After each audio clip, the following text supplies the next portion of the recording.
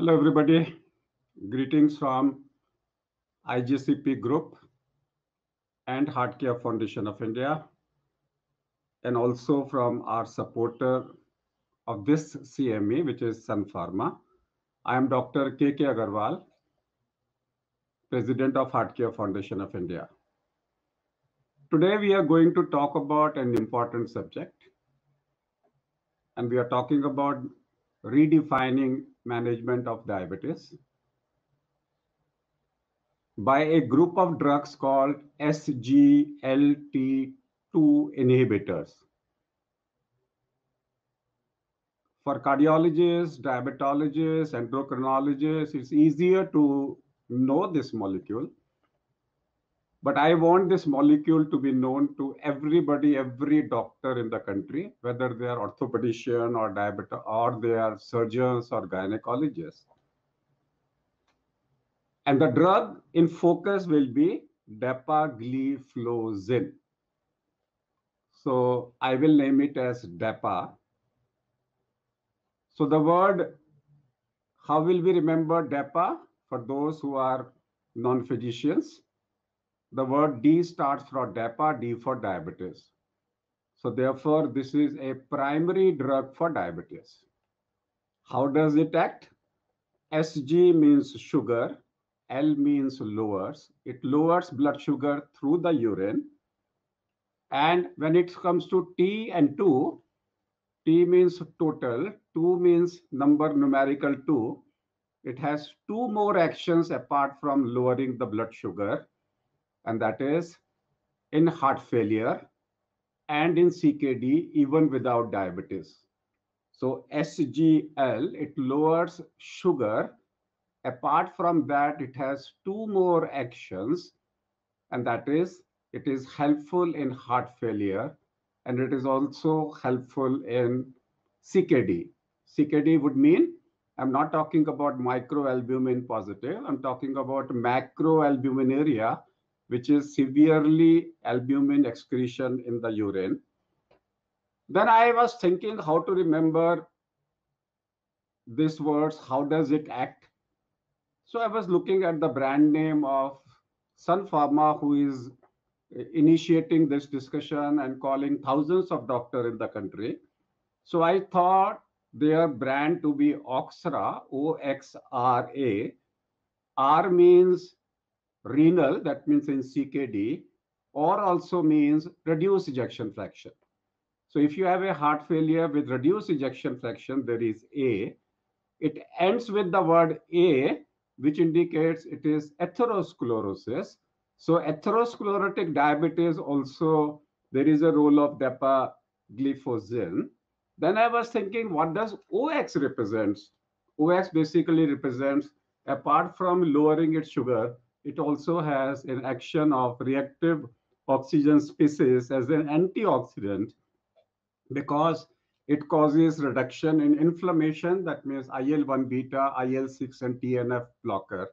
That's how I thought all the doctors in the country can remember who are not physicians. Let me introduce my faculty today. I have Dr. Sujay Ghosh. He is the professor of Department of Endocrinology, Institute of Postgraduate Medical Education and Research from Calcutta.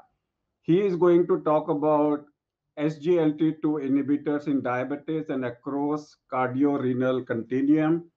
Then I have with me Dr. Prakash Kumar Hazra. He is the head of Department of Cardiology, Director of Cardiac Cath Laboratory, Emory Hospital in Kolkata.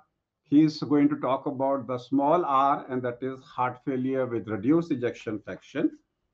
And I also have with me Dr. Manisha Sahai. She is professor and head department of nephrology, Osmania Medical College, Hyderabad. She is the vice president, Indian Society of Nephrology.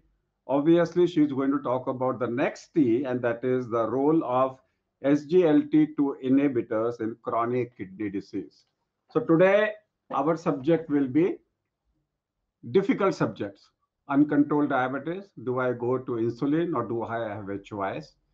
Second, I know how to manage a patient with a albumin of less than 30, more than 30 and less than 300. I know I have ACE inhibitors and AR blockers, but if my urinary albumin is more than 300, severe proteinuria, how do I handle? And if I have a ejection fraction which is lower than 40%, reduced ejection fraction, can I improve ejection fraction? Can I improve longevity? Can I prevent sudden death? With this in mind, I'll ask each speaker to speak for around 12 to 15 minutes, and then we will have a discussion.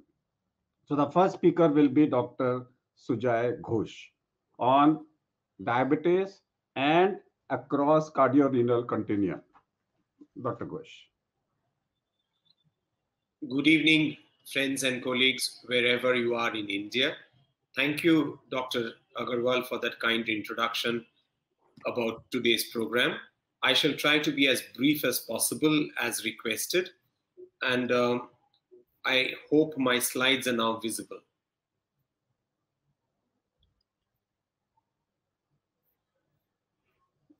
No, you will have to, yes. Yeah. Go ahead. So I have been asked to speak on the role of sodium glucose transporter 2 inhibitors in diabetes and across cardiovascular continuum.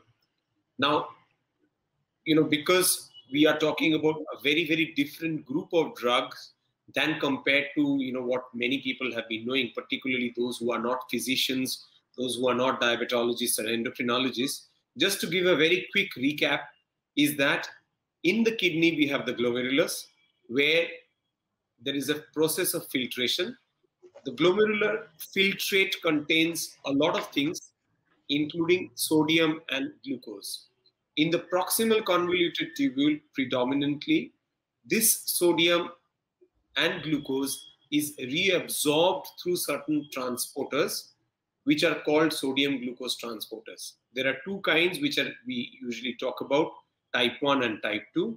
This is a group of drugs that will block the reabsorption of sodium and glucose in the proximal convoluted tubule, resulting in loss of glucose through the urine.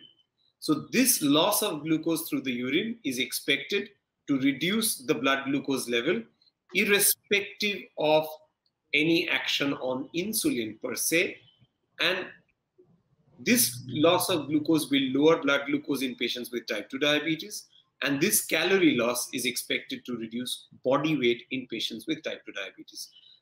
And when this group of drugs first came onto the market, like described by our honorable chairperson, that this group of drugs became primarily used to treat hyperglycemia in diabetes. So that's where the positioning of the molecule was in terms of management of diabetes.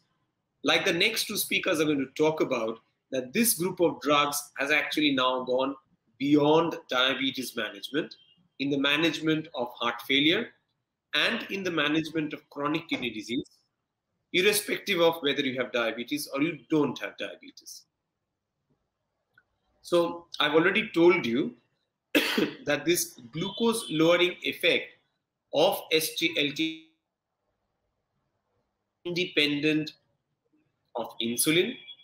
And today my subsequent speakers are going to talk about the benefits in heart failure and chronic kidney disease, which are independent of the glucose lowering effect of SGLT2 inhibitors. So we've gone a step beyond diabetes management in terms of metabolic benefits and organ protective benefits of this class of molecules. The cardiorenal protection is independent of the glucose lowering effect of SGLT2s. Now, for a lot of you, you're already aware, and most of my talk might be repetitive, but just to recap, that whenever a new drug is marketed for diabetes, it has to undergo a cardiovascular outcome trial. And the first of the cardiovascular outcome trials of this group of drugs was the EMPA-REG trial in 2015, which was done predominantly to show that the drug is safe. But the surprise came that this drug was not only safe, but it was actually reducing cardiovascular deaths, cardiovascular events, and all-cause mortality in patients with type 2 diabetes who already had established cardiovascular disease. This was followed up with the second drug, that is canagliflozin, in the CANVAS program, which showed that the composite of cardiovascular events was reduced and the composite of heart failure, hospitalization, and cardiovascular death was reduced. And the renal benefits was predominantly exploratory in nature, but suggested that there might be some renal benefits as well. This was followed up by the cardiovascular outcome trial of dapagliflozin, that is the DECLARE TIMI trial, which showed that this trial included not only people who had established cardiovascular disease, but also individuals who had risk factors associated with possibility of cardiovascular disease, that there was a reduction of the co-primary endpoint, which was composite of CV death and hospitalization due to heart failure.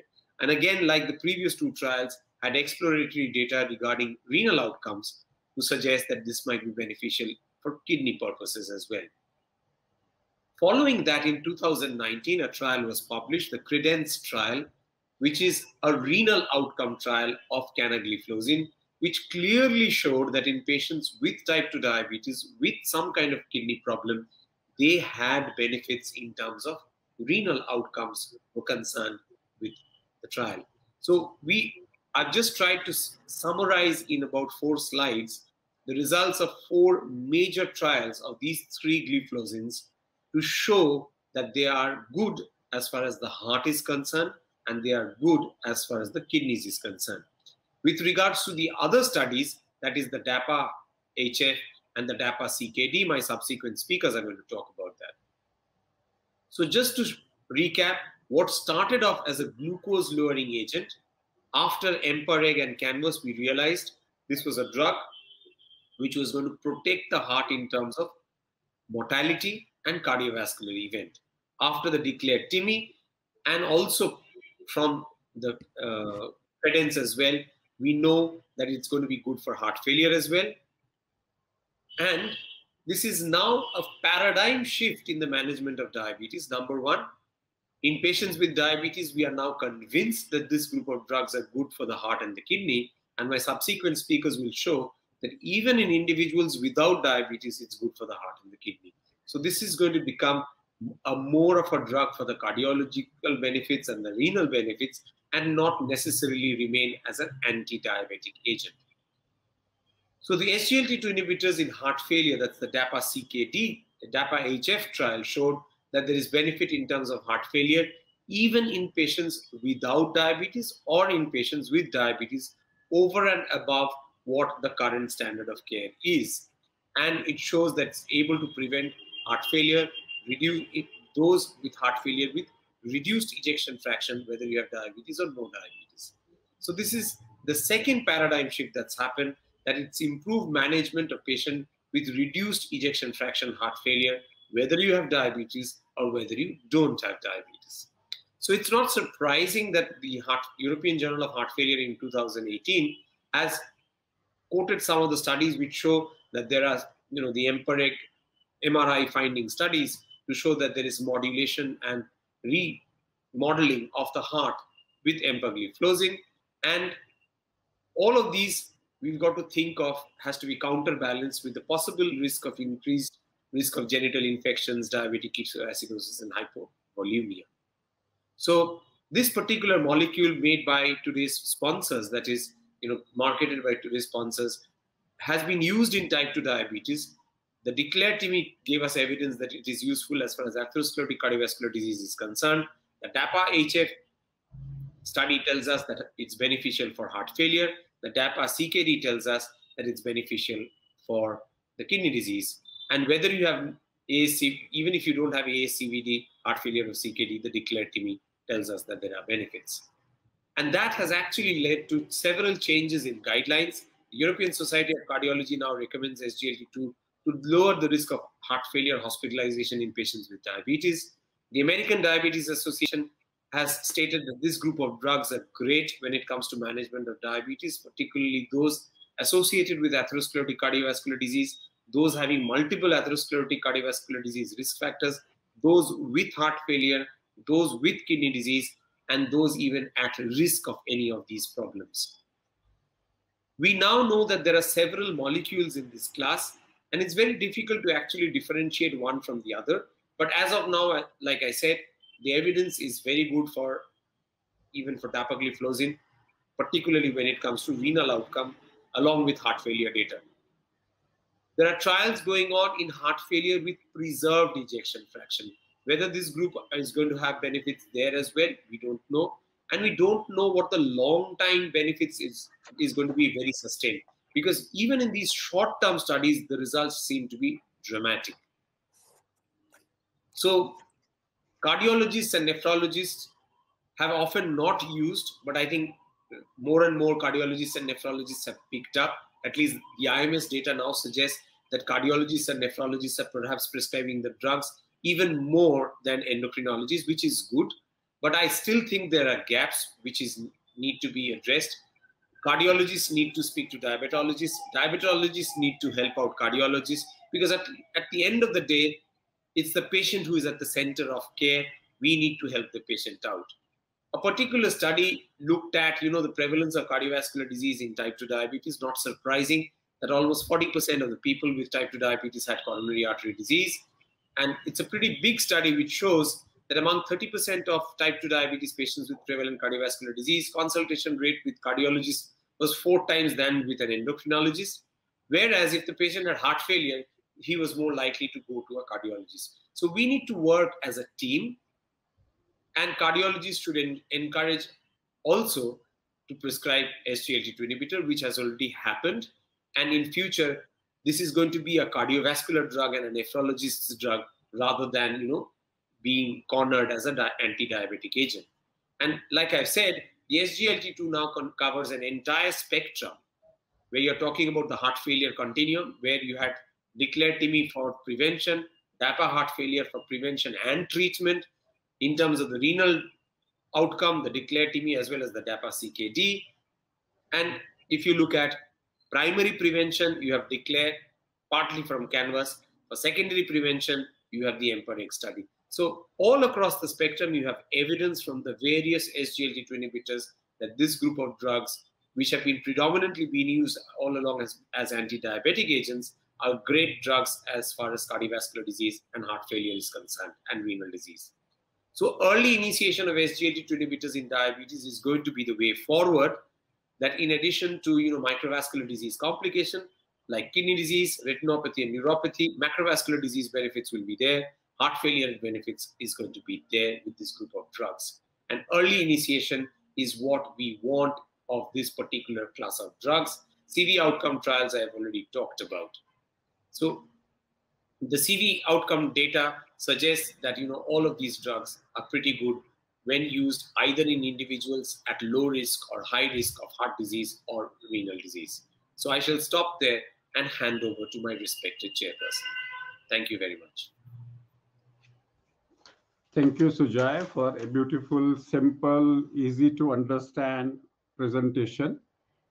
So therefore, you cannot think of diabetes without DAPA. I am remembering the word DAPA is easy to remember. D for diabetes, D for DAPA. That's the easy way of remembering. Then with that, you can come back to other brands which are also available. So one thing is clear, that if you are a diabetic, the drug may become indispensable because of associated macrovascular and microvascular disease. It is used in atherosclerosis. In cardiology, we say diabetes is CAD equivalent.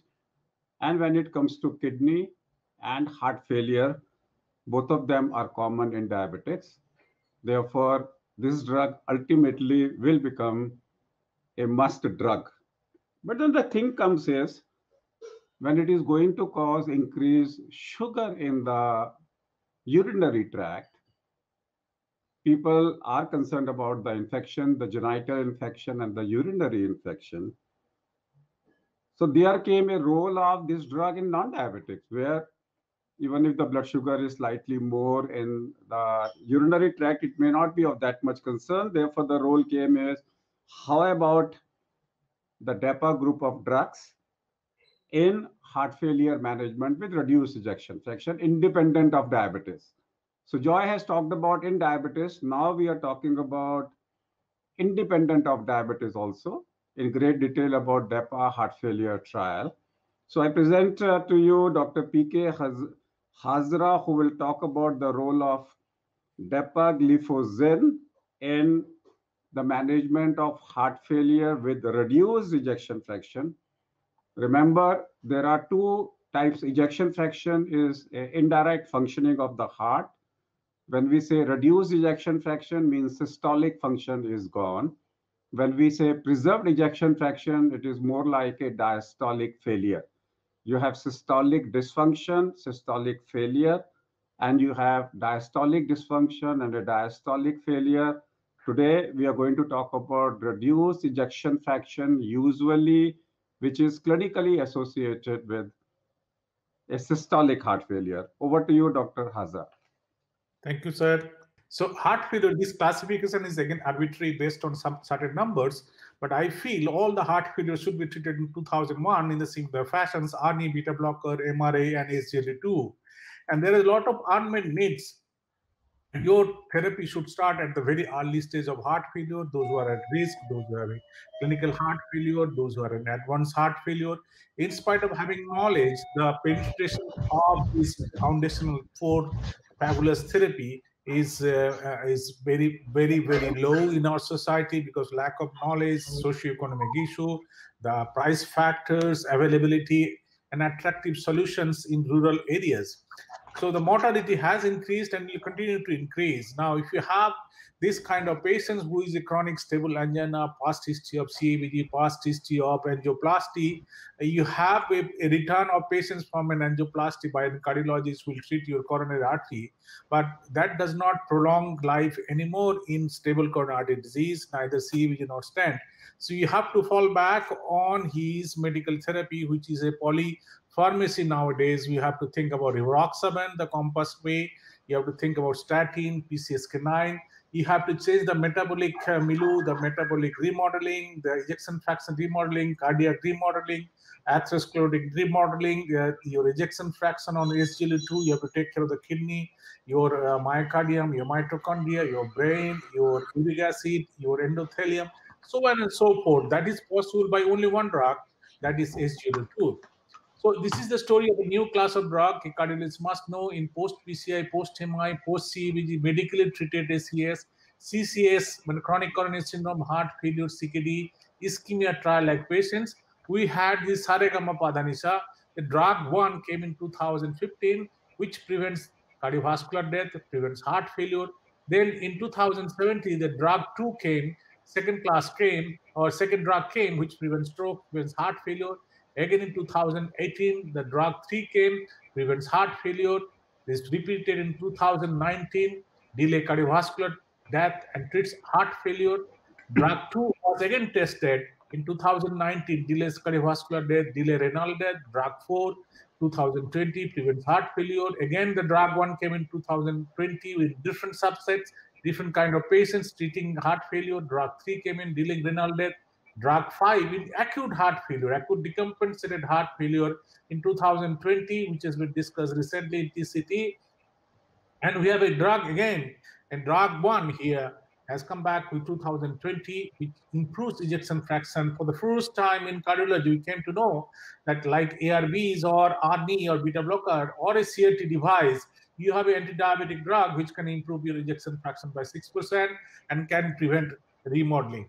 These are all orally anti-diabetic drug. There is no prick, no pain, and you'll be surprised to know these are one class of drug that is called SGLT2, dapagliflozin, dapagliflozins, empagliflozins, canagliflozins, artegliflozins, sotagliflozins. So this Saregama Padanisa of anti-diabetic drug has become a game changer, and all should practice this kind of drug therapy in all heart failure. So we have a drug in heart failure at risk, that means smoker, those who are hypertensive, those who are living hypertrophy, those who have bad family history of renal death, cardiovascular death. You have many trials to support that. EMPARE, CANVAS, DECLARE, CREDENCE, VARTISANS, DAPA, CKD. You have this drug for risk with structural heart disease like you have a stent, you have a CVD, and you have a classical heart failure with symptoms, irrespective of the ejection fraction. If you have ejection fraction towards the lower side, you will get better benefit, but definitely you will also get additional benefit because the lower ejection fraction, you don't bother about their weight, but with normal ejection fraction, these people have atrial fibrillations, comorbidities, weight, obesity, uric acid, hypertension. They have atrial fibrillations and sleep apnea, etc., etc. You have dapagliflozin, sotagliflozin, empagliflozin. In advanced heart failure, we also talk about these drugs because this drug does not cause hypertension.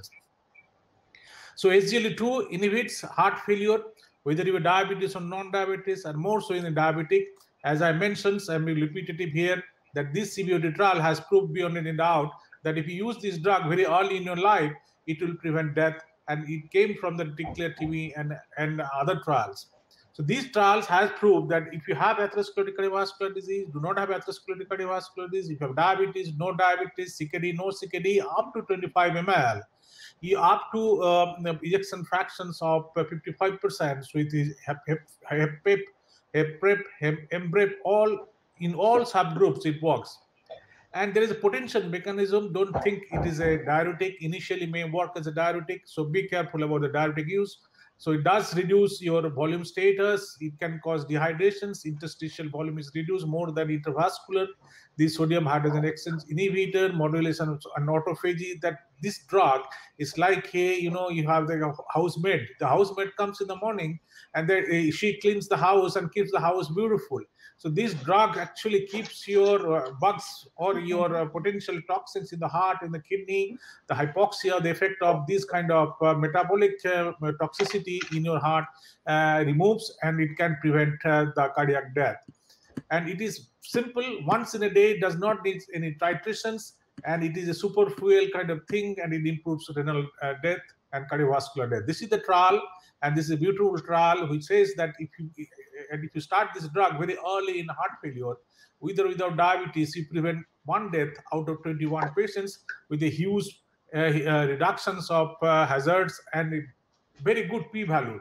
And this separation is very early, unlike any cardiovascular drugs which does not give benefit at 4 to 6 weeks. These drugs, on the very first day, you get some hemodynamic effect, and you continue to get maximum benefit if you use for a longer period of time. So at 4 to 6 weeks, this drug starts showering his choicest blessings on heart failure and the prevention of death, worsening of heart failure, repeat hospitalizations, cardiovascular hospitalizations, all-cause death, all-cause mortality. And it is universally found, and with this may be a class effect with dapagliflozin, 10 milligram per day. It doesn't have much side effects. You be careful about the sick day management. You be careful about your hydrations with other potential drugs which can cause your renal dysfunction. You should not use sepsis, irrespective of the diabetes, renal status, age, ejection fraction, background therapy, NT-proBNP levels. As I said, it improves quality of life, adds lives to life.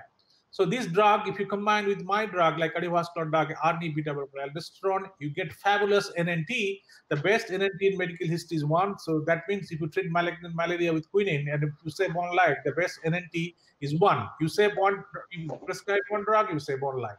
So similarly, NNH, that means number needed to do harm, is also 1. You treat tuberculosis with malignant malaria quinine drug, you kill this patient, that NNT is also 1. So you one drug, 1 kill. So these drugs, 4 drugs, if you combine, you prevent 1 death out of 4 patients, relative risk reduction 73%. And if you use it for 55 years, and even if he has missed the bus on these 4 drugs, your mortality, 2-year mortality is reduced from 35% to 25%, 16 to 11%, ultimately less than 10% single digit. As long as he lives, as long as he uses, it gives 5.5 extra life and life to years. 8.3 years event-free survival and delaying the cardiovascular death. Death can never be stopped, but it can be delayed. If you use at 60-year male, 4 drugs, fabulous drugs, 6.3 years extra life and 7.5 years event-free survival, and it delays cardiovascular death. And it has got certain NNTs, which is better than ARNI. You have this pacemaker is 23, your SGLT2 is just 21, is very close by. And you don't have to bother about this line. You can come here. This SGLT can come here. It can become a fourth drug. Can become first drug.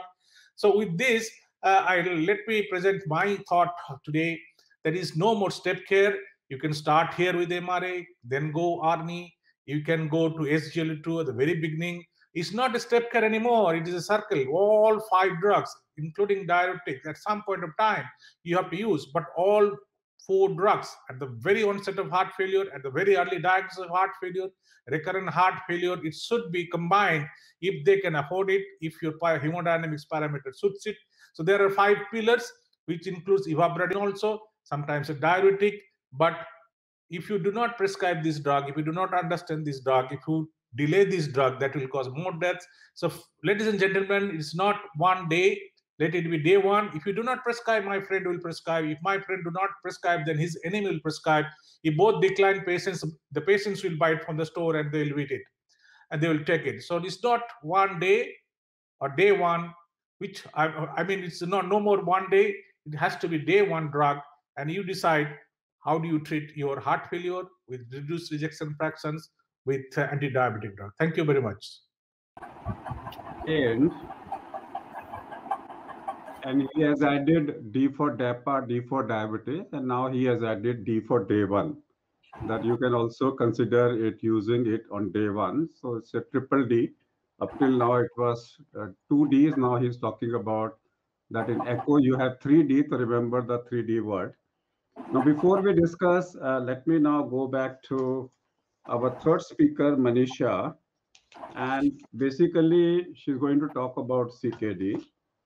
Now, if we can prevent progression of CKD, now everybody goes from one place to another. They go to homeopath, Ayurveda, and everybody is concerned, can I stop my progression? People say if you have a albumin in the kidney of 330 to 300, you have microalbuminuria, now called as moderate albuminuria. And people say, okay, ACE2 AR blocker, I can restrict them. But up till now, there was no specific treatment when you have overt albuminuria. We still talk about trying diltiazem as a cardiologist in such cases.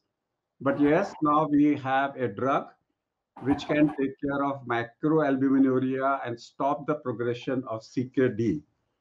I always say CKD, I classify them less than 30 and more than 60. I said more than 60, even a GP can handle under consultation with a physician.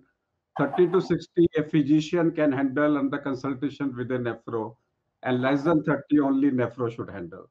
So this drug for physicians and GPs, let's listen to Manisha, what she has to say as far as DAPA is concerned and stopping the progression of CKD in a patient with or without diabetes. Over to you, Manisha. Thank you very much, sir. It's an honor to be here amongst all very well-known people. So I'll be talking about the chronic kidney disease part and its relevance to SGLT2. We all know, as sir has already pointed out, CKD is a huge burden. And why do we say that? In the world, it impacts 1 in 10 people. That's a huge number, 10% of the world's population. And you can see that 5 million by 2030 will be on renal replacement therapy, dialysis or transplant. So this is just too much, 10% of the entire world's population. And the main cause of the CKD is diabetes. We know that 40% of all diabetics have CKD, and it may increase to 50% shortly. And look at the figures in India, 17% of our population has CKD, and most of it is diabetic CKD. And around 2 lakh people, they need dialysis every year in India. So we definitely need to do something to prevent this diabetic kidney disease.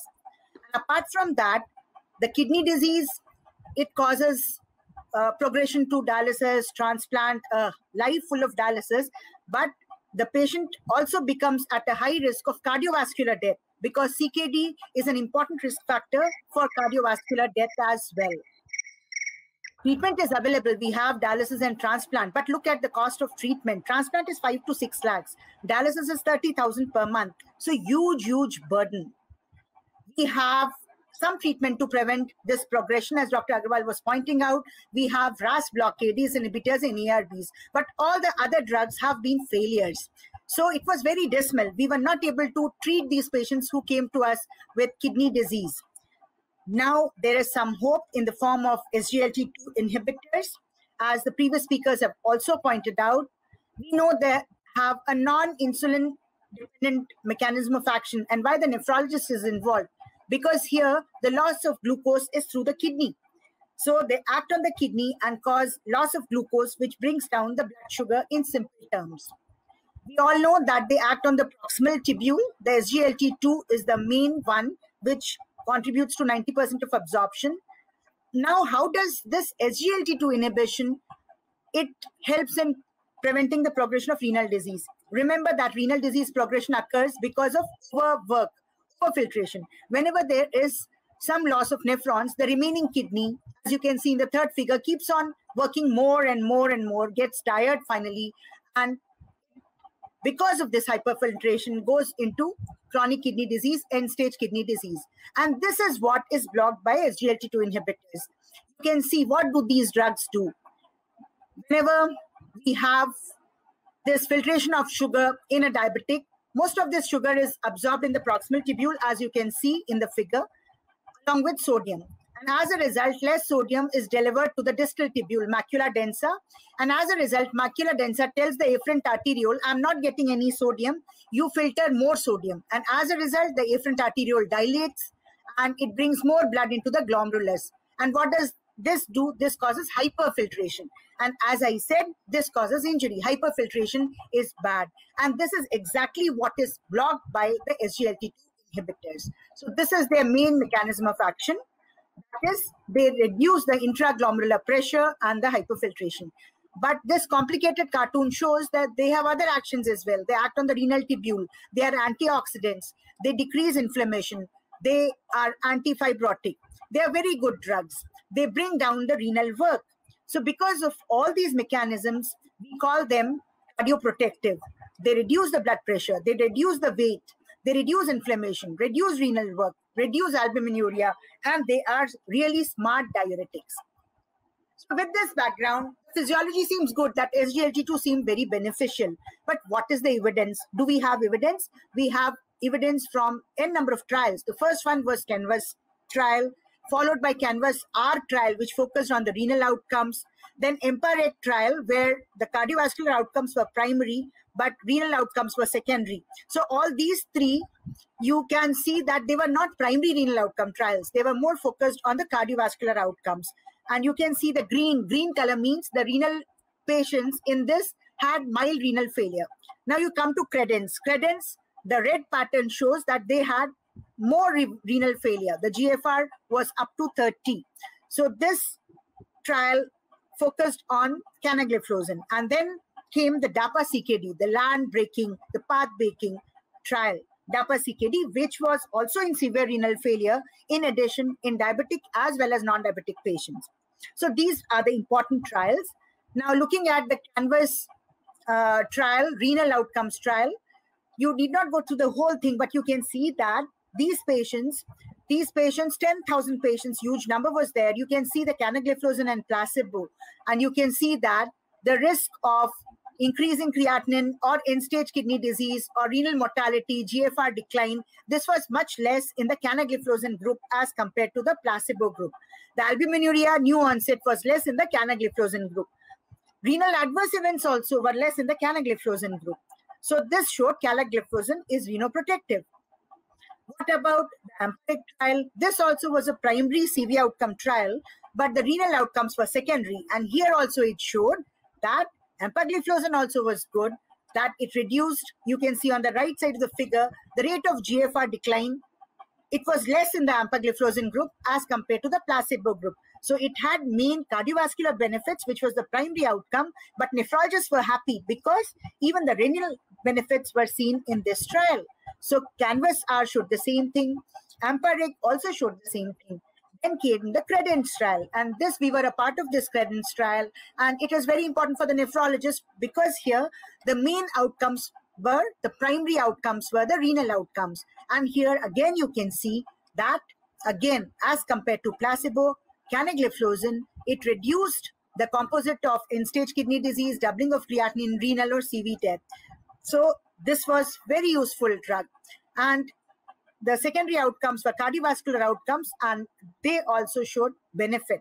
So significant reduction in renal function decline in the canagliflozin group.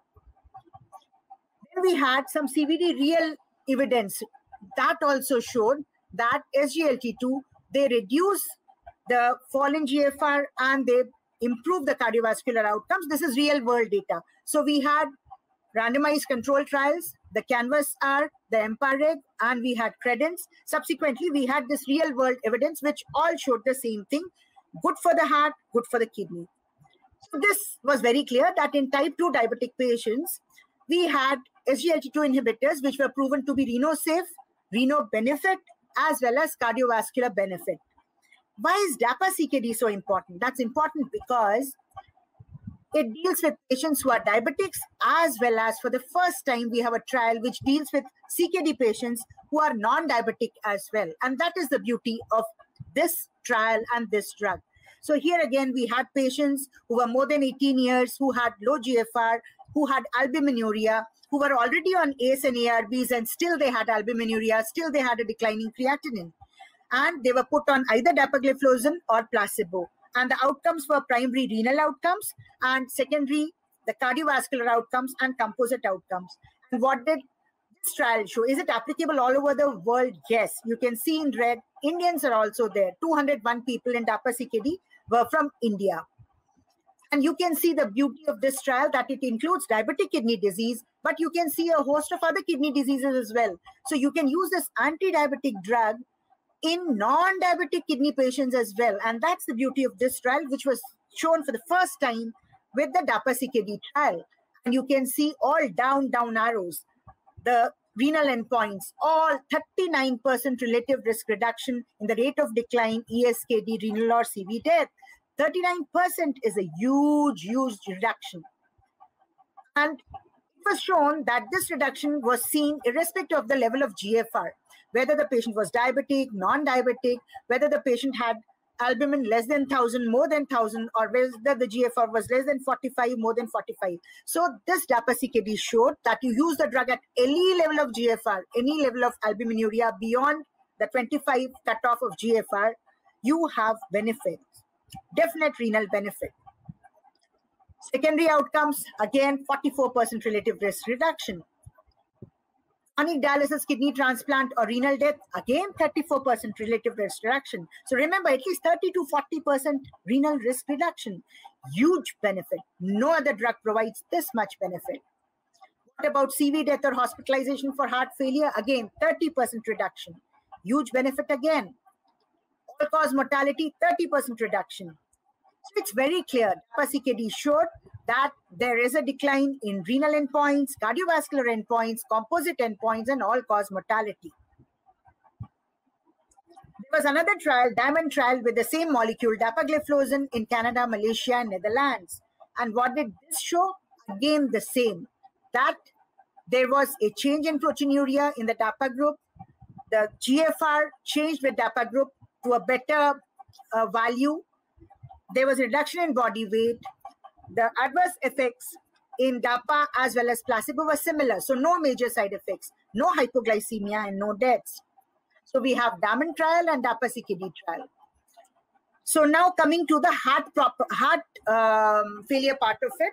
What about the heart failure, the EMPEROR-Reduce trial? This has been dealt with the previous speaker. In this group also, why a nephrologist talking about EMPEROR-Reduce, you might think cardiologist has already covered it. I'm just talking about it because look at the renal group, the last one. There was 50% reduction in renal events, even in these people where empagliflozin or SGLT2 inhibitor was used for cardiovascular benefit. So you had benefit for the renal endpoints as well, even in EMPEROR-Reduce trial. So the composite of EMPEROR-Reduce and DAPA-CKD, what does it tell us? That in all diabetic patients, as well as in non-diabetic patients, the SGLT2 inhibitor, especially the DAPA, which has been tested in both the groups, there is a significant cardiovascular benefit, significant renal benefit. So this point has to be remembered by all of us. These drugs are being underused. We should know when to use them rightly. These benefits occur even when the GFR is less than 30. So ladies and gentlemen, when should we use these drugs? All patients with diabetes who have or are at risk for ASCVD, yes, use SGLT2 definitely. If they have been on lifestyle modification, on metformin, on sulfonylurea, insulin, if this drug, the SGLT2, is not a part of the prescription, you are wrong. So any diabetic, whatever other drug you are using, if they have ASCVD, this drug should be a part of the prescription. Those diabetic patients who have renal disease, meaning albuminuria or low GFR, this drug should be a part of prescription. Many times the patient asks us that the sugar is well controlled, I'm on metformin, I'm on sulfonylurea. When we add this drug, they ask why, for what reason. If they have renal disease, you have to add this drug.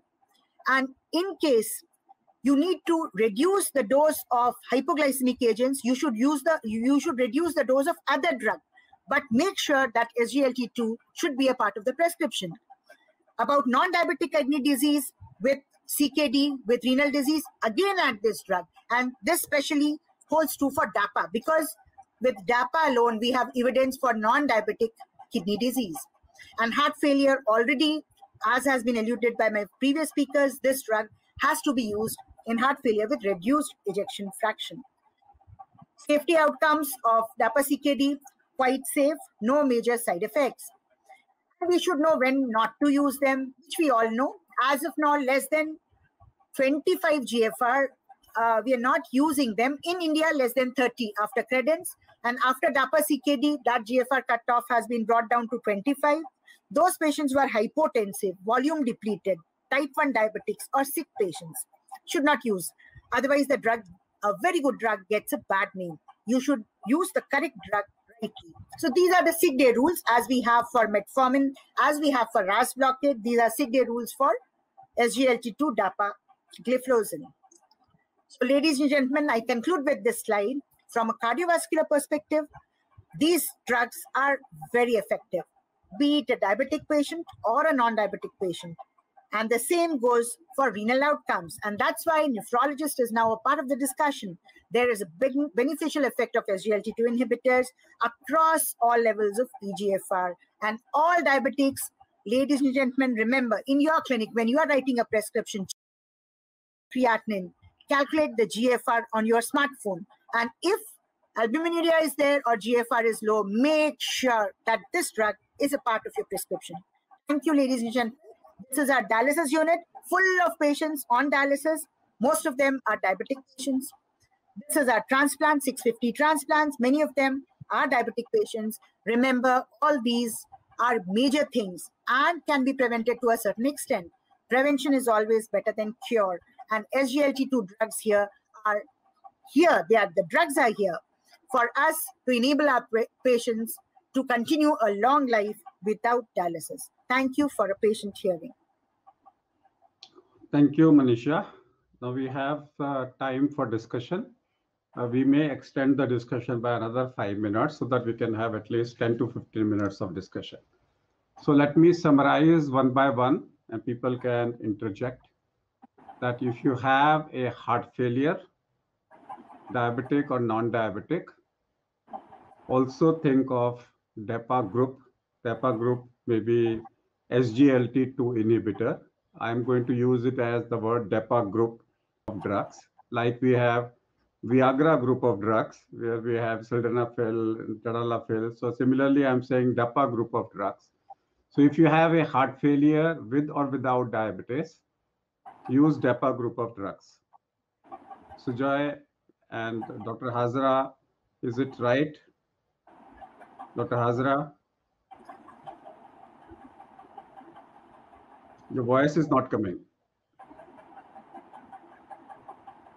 Ladies and gentlemen, sir, once in a day dapagliflozin should be standard of care, because it's not that it is cheap, and it has got tremendous data to support, especially in heart failure, and it has one benefit which is not seen in reduced ejection fraction with SGLT2 may not be in this particular trial, EMPEROR reduced, but DAPA-HF has shown that it reduced cardiovascular death.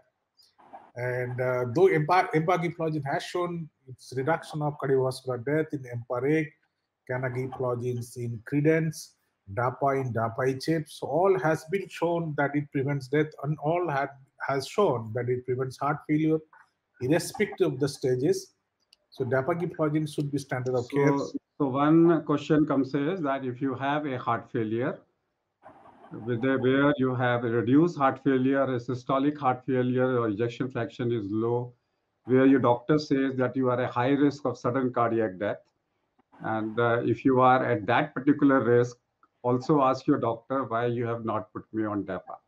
That's one question for the public. And if you are a GP, ask yourself that why my consultant has not given DAPA to him. That's one. Number two, if you have a patient with albuminuria, and if it is more than 300 milligram per day, and you have a severe macroalbuminuria, and in that particular condition, if you are looking for a group of drug, you have a DAPA with you. Manisha. Yes. So very rightly said, sir. As I said, these drugs are underused. So first thing is all diabetic patients, or even non-diabetic patients for that matter, whenever we are following up as a physician or a general practitioner, we should do albumin as well as calculate the GFR. It's very easy with the smartphone. And those who have albuminuria or low GFR, these drugs should be a part of the prescription. Ethically, scientifically, they should be a part of the prescription. And So, DAPA, for non-diabetic CKD, we have evidence with dapagliflozin. So Sujay, when it comes to diabetes, you need two minimum drugs. One is, up till now, we used to say the essential drug is ACE. You give Ramipril or whatever you want. That all diabetics should receive a nephroprotection by giving them ACE. And now we are talking about that DAPA group of drugs also becomes an essential part of a basket when you are looking for a management of diabetes. Sujay. I think one of the things that we've got to understand at this point of time, that we've conventionally thought of metformin as the first line drug of diabetes. Probably with time that will change, and already the European Cardiological Society has made that statement, and SGLT2 group of drugs has come up way top of the algorithm of management of diabetes and hyperglycemia. That's predominantly because of the ancillary benefits of the drug apart from glucose lowering benefit. So unless and until there is a compelling contraindication for this group of drugs, I think this group of drugs is going to be probably be used even in a greater spectrum in patients with type 2 diabetes. So all four of us are ignoring one action of SGLT2 inhibitor, and that is that it is also an inhibitor of NLRP3 inflammasome, which is an antioxidant. It reduces reactive oxygen species induced NLRP inflammation. It reduces CRP. It reduces IL-1 beta. It reduces IL-6. It reduces TNF-alpha, by which it reduces C-reactive protein, by which it reduces atherosclerosis. And if I reduce my C-reactive protein, it will reduce my renal inflammation, therefore it will reduce my albuminuria. It will reduce my myocardial stress, therefore it will improve ejection fraction. And it will reduce my HbA1c by 1. And I know that HbA1c, if it is rise by 1, there is 20% increase in CRP. So it will ultimately, why didn't we use SGLT2 inhibitor during COVID-19? Because COVID-19 pyroptosis is nothing but NLRP3 inflammasome induced cytokine crisis. What was, because somebody said initially, don't give SGLT2 inhibitor in COVID, it can precipitate DKA. But the same thing is true for metformin. On the contrary, metformin was said it is to be used in COVID-19. I'm little bit myself, because I have done extensive work in COVID.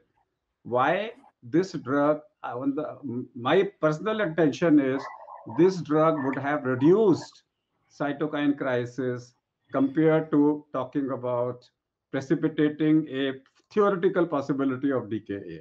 Anyone, all three of you, I would like to have your comments. Right. If I could answer that with regards to dapagliflozin, there is a trial called DARE-19 of the use of this drug, placebo-controlled, in patients with moderate COVID-19 infections. Our center was one of the centers of recruitment for COVID with, the use of this particular drug. The recruitment process has completed. The study results should be available in the month of March first week. And I agree with you that, I'm not asking physicians to go and use this drug at this point of time, but in terms of the concept that you spoke about, the concept is getting validated in a randomized double-blind clinical trial to show whether this is really beneficial or not. Sujay, I only want to slightly disagree with you on one point, that it is a pandemic state. In a pandemic state, say, suppose there is a person who is dying and I want to do something to him. Am I going to ask for an evidence? He is dying. In a pandemic situation, logic also works. If you say there is a logic, you produce the evidence, look for anecdotal examples and don't wait for, if you say preliminary data shows it is effective, it is effective. Let the randomized trial later on comes on. I feel on principle that DEPA is as bad as metformin or as good as metformin as far as COVID-19 is concerned. So I feel in COVID-19, in a mild to moderate cases, I'm not talking about critical cases where DKA is maybe a possibility. DEPA should have been, because all endocrinologists from day one has been frightening that DEPA means you will get DKA, D for DKA. You will end up into a DKA, therefore don't use it, don't use it, don't use it. And with that fear, even cardiologists stopped writing it, even renal protection stopped writing it. We said, let the COVID era be over. What about you, Hazra? What do you want to speak about? Do you think that it was over-restricted, DEPA was over-restricted during COVID era? It should not have been so much fear about using DEPA in COVID era. Sujay will give us the evidence in March, but as on today, with the logic, what is the answer? Yeah, I fully agree with you that lack of evidence is not the evidence of lack of evidence. Sometimes if it is not there, it's not there, but it is quite sometimes intuitive and logical and provocative to use the same drug, which has been tested and gone through the test of time in thousands and thousands of patients. And in viral infection, if it is not sepsis, if it is not overwhelming sepsis, bacterial sepsis, if he is not in shock, we have used dapagliflozins, and we are quite florid, avid user of dapagliflozins in acute situations, except sepsis, especially in acute heart failure, post-MI, post-angioplasty, post-primary angioplasty, post-large angioedema, without shocks. So I fully agree with you that it has got some anti-inflammatory actions, as somebody has mentioned, the ROS production. As I said, it is a housemaid which cleans the house. That inflammatory milieu, it cleans, it improves the mitochondrial functions by removing the toxic things, the anti-metabolite, so on and so forth. We are still learning. Over to you, sir. Thank you. Manisha, you want to add on this? And then after this, I will come back to Sujay again. So to all three of you to give 5 points each as the take-home message. First, that we have underused this in COVID. Manisha. Yeah, I guess so. I fully agree with what statements you've made, Dr. Agarwal. But because it has been a relatively new drug, that apprehension was there. And Dr. Sujay has nicely pointed out that what you have said regarding that inhibition of NLRP3 inflammasome, which I was showing in this slide, that it's a smart drug because it inhibits the renal work, the inflammation as well. So that's very well proven by physiology. And as Dr. Sujay was telling, we will have a randomized control trial to support that as well, the day 19. Absolutely. I fully agree. We have underused the drug. So for those who are watching this program, there are two receptors in a cell, that is TLR and NLR. TLR is toll-like receptor. NLRR is not like receptor. So when you enter a cell, you have to pay a toll. Therefore, TLR comes in, and there comes it. And then when you enter the cell, and by not paying the toll, then you are given a heavy fine, and therefore NLR takes over, converted into an inflammasome, and apoptosis is converted into pyroptosis, and that causes cytokine crisis. Coming back to Sujoy again, can we have the 5 take-home messages? I think the first thing is that this is probably one of the best groups of drugs that have been discovered in recent times. What started off as an anti-diabetic agent is now a drug which is useful for organ protection and prevention of complications related to the heart as well as the kidneys. But having said that, in patients with type 2 diabetes, please do not forget that you have to reach glycemic targets as well. So reach glycemic targets. In that, wherever possible, try and use the SGLT2 group of drugs. And now we have evidence beyond diabetes that this group of drugs might be useful when used even in non-diabetic individuals for heart protection and kidney protection. That would be my take home. Thank you, Sujoy. And then coming back to Dr. Hazra. Yeah, I think it's a day one drug for all diabetics. Forget the type 1. Up to 25 ml of GFR. Take care of your kidney on the very first day and ask your doctor, discuss with your doctor what are the benefits you're going to get on the very first day, very first week, very first month, very first year of your life. And definitely it will add extra life to your years and years to your life. Only during sick day you have to avoid, and infection is the main contraindications. But if you bring down your sugar by diet, lifestyle modification, initial insulin, initial DPP4, or then you start the drug, it doesn't harm much, but definitely glycosuria amount will be less. And if you take care of your hygiene, the infections, inhibitions, and the recurrent infection will be lowered. It will suit you nicely. Manisha. So 5 messages are CKD is common, first message. Second is all diabetic patients in your clinic from day 1 itself screen for renal functions, creatinine and albumin, and do it annually after that. The next message is if albumin is positive and if the GFR is low, add SGLT2 inhibitor in all diabetic patients. As of now, the guidelines say lifestyle, metformin, and SGLT2. But as Dr. Ghosh was telling, it's already being now recommended that they can be used first line without metformin as well.